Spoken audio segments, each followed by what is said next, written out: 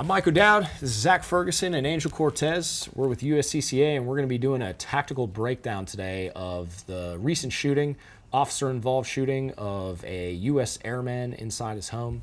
It's important for us to note that we're not here judging the cop's actions or decision-making. We're just looking at this from hindsight, from a tactical standpoint of things that the officer could do or could have done. Some things that we would recommend that potentially could make this a better outcome for future decision making. So you see this stairwell off to the left? Yeah. It goes down. He could have waited, Yeah. or he could have waited where he initially did.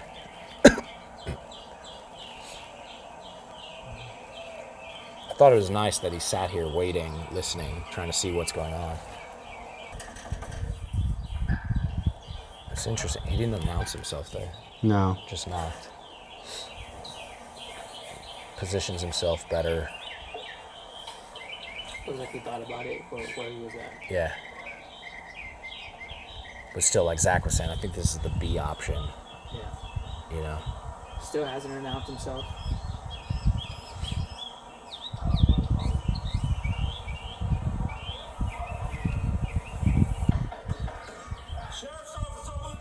There it is. But see, now he goes right back to the center. Now. Sheriff's office, open the door. Step back. So his first words, the only one, just step back to him. Did he say drop the gun at all? He started shooting. I don't think he saw it. And then he just sees the gun, you could see, because he draws. The biggest mistake in this was the offset. Like, if you step up to the door and you're here, when the door opens, you have to make a snap decision. You don't have time to like, oh, there's a gun. I wonder what he's doing with the gun. You just go, gun, threat, and you handle it. And clearly that's what happened. I would have stepped back into that hallway deeper, or even used that left stairwell, had that offset, so the moment I see something, I could say, drop the gun, or even just pull and then say, like, am I in imminent danger? Because from what I saw in the video, the guy never raised the gun. Yeah. I'm not saying he shouldn't have shot. That's not at all what I'm trying to get into. It's just a matter of he probably had to make a decision too quickly. Yeah, man. So having friends and family members who are cops, and they always talk about how domestic violence or potential domestic violence calls are the most dangerous, that he should have immediately been like, I need to create space. Is there an option? There is an option. He looks like he thought about it, right? He was in one location, then moved to the other. So good on that, but then he like just went back to the entrance, which is, I think, made everything a little bit more worse for him when he opened the door and there's a gun in front of him. Yeah. I think the best thing we could do is just walk through it and kind of see, like, show everyone like how close it actually was and the decision the guy had to make. All right, so in recreating this video, use your imagination just a little bit that this wall continues to here, and this is that handrail that was at the end. Zach is playing the officer, rolls up to the door. This is what we call a short wall. This is a short wall. We don't want to use that short wall. We don't want to sit there. We don't want to get stuck there.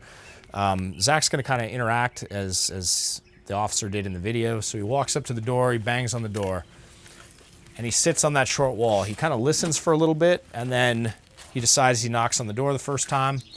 And then you kind of see him decide, like, something doesn't feel right, so he moves position.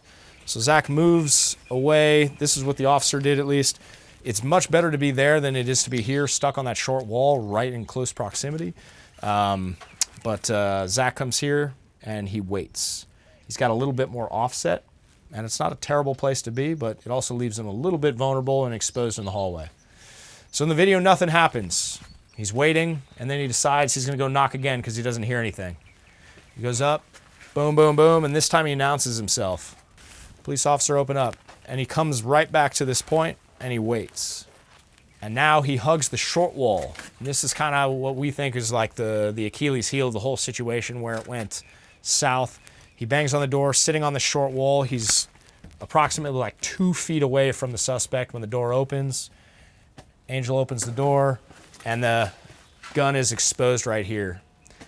There's not a lot of space, there's not a lot of time for decision making, and this is the problem that we thought was in the video, was that the officer placed himself right here when he had a couple other options he could have been at.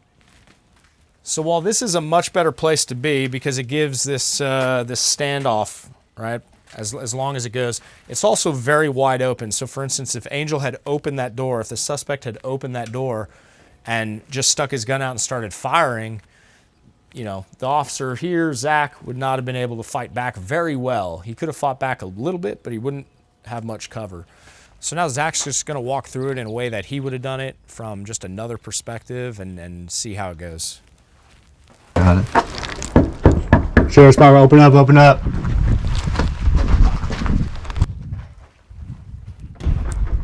Hands up, drop the gun, drop the gun. Put your hands in the air.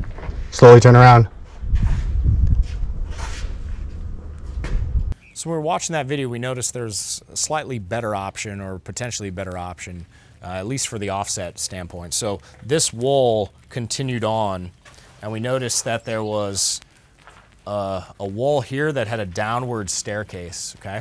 Now, I'm not saying this was cover. It could be cover. We don't know what materials were made out of. We've done ballistic labs in the past, and the studs, even the drywall, the shear wall, those things do stop bullets. Not all the time, not every time, but they can stop bullets. So it's something between cover and concealment, but it's better than nothing.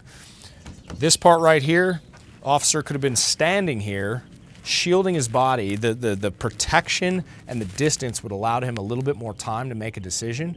He could have had his hand on his gun, could have bought him even more time. The fact is, when an officer is standing right here in the doorway, the moment Angel opens this door, he's right here, and there's just not enough time to see inside the room, to see the gun in his hand, to see the person. And the moment I see a gun, I'm gonna freak out a little bit because it's like, whoa, I don't have time and I don't have space. There's just a threat right here. And I think that's how this entire situation unfolded, was the placement of the officer's body was just too close and there wasn't enough offset. Just a quick reminder, like we are not here to say the cops did anything right or wrong. We're just trying to show ways where we might be able to do it better for next time, right? Tactical breakdowns in ways we might have done things. I know when I was overseas, the offset of a door was so important because if I stood in the middle of a doorway or if I entered the room immediately and dynamically, I have to make decisions sometimes quicker than my ability, and I just, you know, have to figure it out. You're more likely to do something you regret or do something that's not right than if you have time, distance, and offset to think a little bit clearer. So there you have it. That's our take on this. We'd love to hear your take and any thoughts that you have. Right, wrong, or indifferent, tactics are just opinion-based, and everyone's got their own way. We'd love to hear what you have to say on this. Leave it in the comments section. Make sure you like, as well as hit the subscribe button, and stay tuned for USCCA for more content coming out from us. We've got a lot more in these tactical breakdowns, and as always, continue training because that's how we move forward, that's how we progress.